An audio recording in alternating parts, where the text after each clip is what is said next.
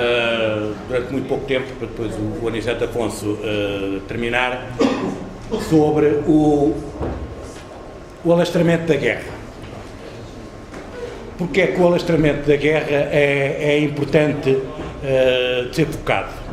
Porque em cada um dos teatros de operações de Angola, Guiné e Moçambique, a guerra não começa com a mesma intensidade em todo o território, mas, pelo contrário, ela vai alastrando ao longo do território, vai alastrando em termos geográficos, nos territórios, e vai, por outro lado, alastrando no sentido do agravamento em cada um desses territórios.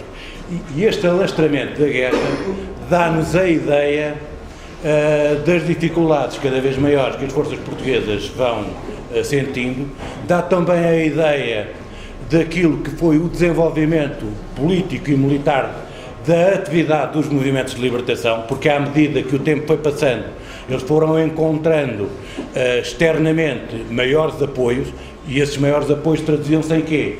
Traduziam-se em melhores armas, melhores equipamentos, melhores organizações, maior capacidade de combate, em suma, e, por outro lado, isso traduzia-se para o lado português num aumento do desgaste das forças, isto é, aquilo que é interessante e é importante de perceber no tipo de guerra que estamos a falar, que nós falaremos depois, mais tarde, que é um tipo de guerra de guerrilha, o que quer dizer que são pequenos movimentos contra forças convencionais.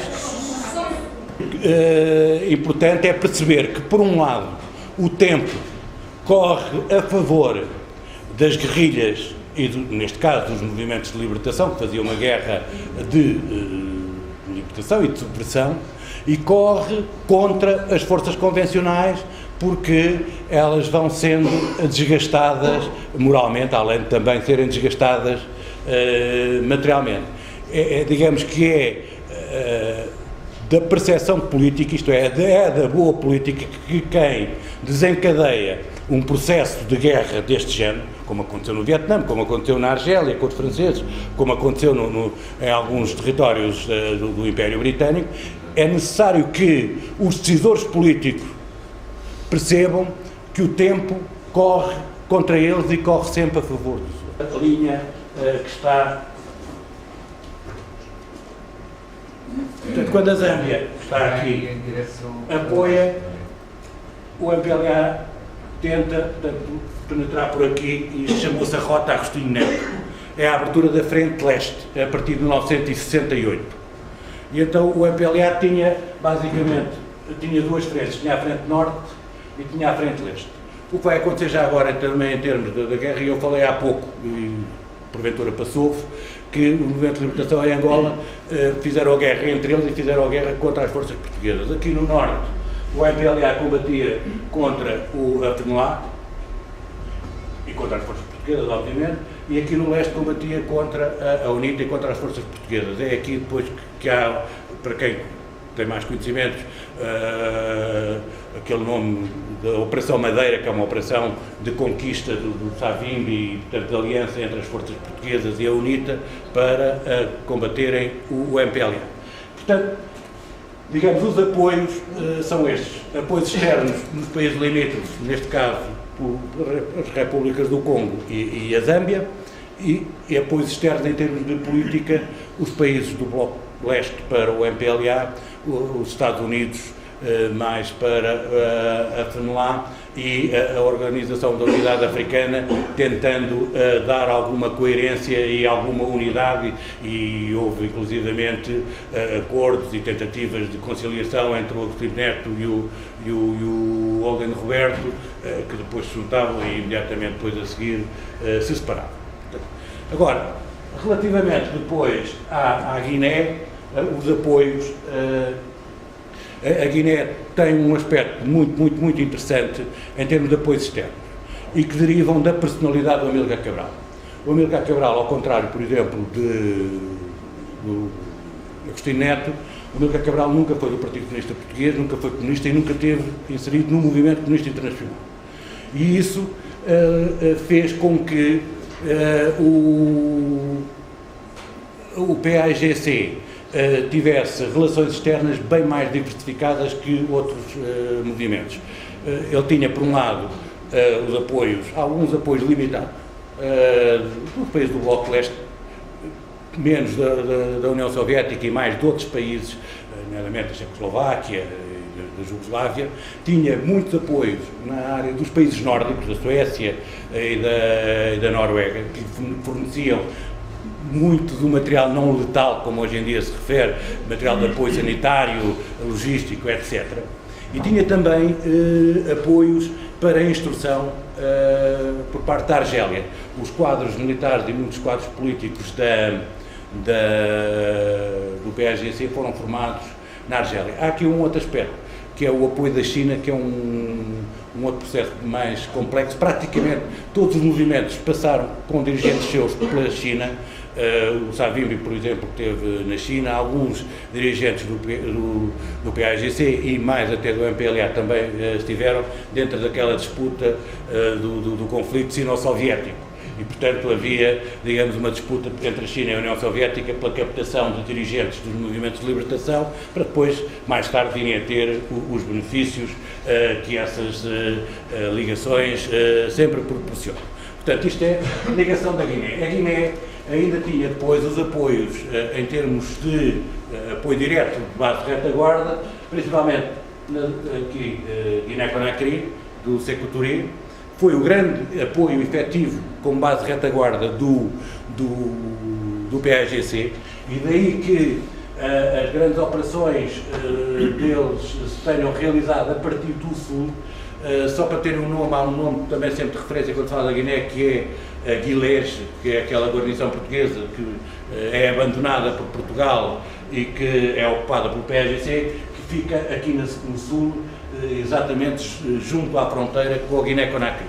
Mais tarde, já em 1973, quando o Marcelo Caetano proíbe o general Spínola de manter quaisquer contactos com o PAIGC, que é na sequência de umas conferências que se realizam aqui no norte, em Carlos de Quiring, o que acontece, o Senghor percebe que não há nenhuma solução política e então passa a apoiar deliberadamente o PAIGC, e o PAIGC instala-se aqui a norte, nesta zona que é a zona do Casamance, a península do Casamance, que é agora foi sempre uma zona de disputa, que é uma zona de disputa ainda hoje, até por causa do petróleo. Portanto, e depois há-se aqui uma frente muito séria, que é a frente de Guidage, onde também se realizam outras operações muito significativas. Portanto, na Guiné, e agora voltando... Desculpa, é a frente norte, não é? Frente norte, Casamance. É o rio do Casamance e é a península do Casamance.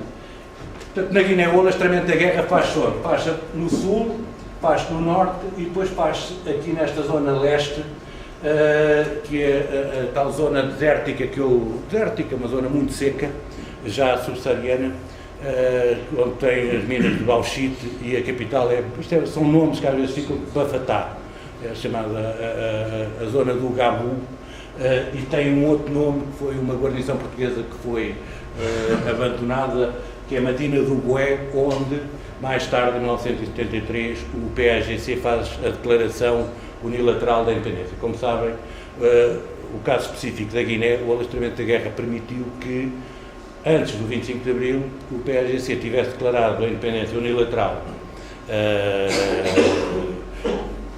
perante a comunidade internacional, fez uma grande cerimónia em Medina do Bué, que era uma zona onde haviam estado estacionadas forças portuguesas, o PAIGC e o Estado da Guiné-Bissau é reconhecido ainda antes do 25 de Abril por 84, 85 países, isto é, era reconhecido por mais países do que aqueles com os quais Portugal tinha relações diplomáticas.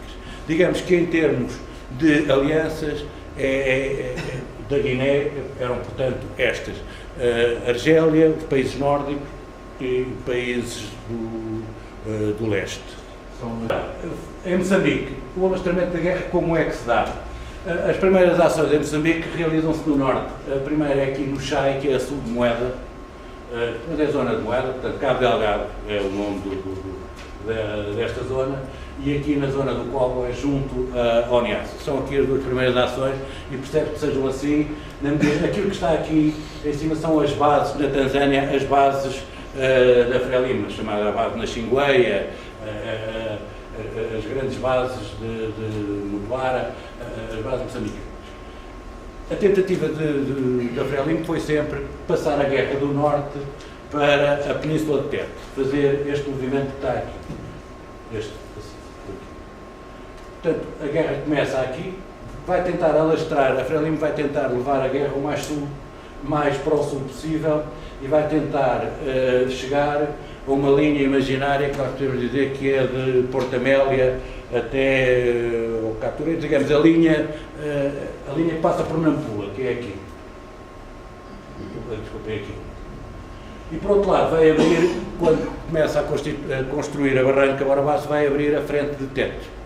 A frente de Tete por um lado, é muito importante a dois níveis. Por um lado, para tentar, não é impedir, que não queriam impedir verdadeiramente, mas queriam dificultar a construção da Barranca Barabaça e queriam também penetrar em direção à Beira, porque era a segunda cidade do país e era, digamos, um objetivo politicamente muito importante de ameaçar. E, digamos, portanto, esta é o grande movimento de alastramento da guerra. Quando a guerra termina em 1974, a Frelimo já estava bem a sul de Tete, por exemplo, para termos uma ideia, Viriamo, onde ocorreu aquele grande massacre, é aqui nesta zona, entre Tete e Beira, já aqui para baixo. Relativamente aos apoios, e para não ficarmos sem essa parte, a Frelimo foi muito apoiada sempre pelo Bloco de Leste, pela União Soviética, mas também muito, talvez o movimento tenha mais dirigentes ligados à China. Em termos de apoios diretos, eles foram sempre muito apoiados pela Tanzânia, é o primeiro grande apoio. Portanto, a Frelimo, o seu quartel-general é em Dar es Salaam. Mais tarde, quando a Zâmbia se torna independente, a Zâmbia apoia-os e é o que lhes permite depois introduzirem-se na zona de Tete. O Malawi teve sempre, o Dr. Banda teve sempre uma política dúplice. Ele era também o grande aliado do engenheiro Jorge Jardim, que é uma personalidade importante no desenvolvimento de Moçambique, e portanto o Malawi tem este tipo de comportamento, portanto apoiava uns como outros e portanto foi-se mantendo a jogar nos dois campos. E, portanto, sobre esta matéria era o que eu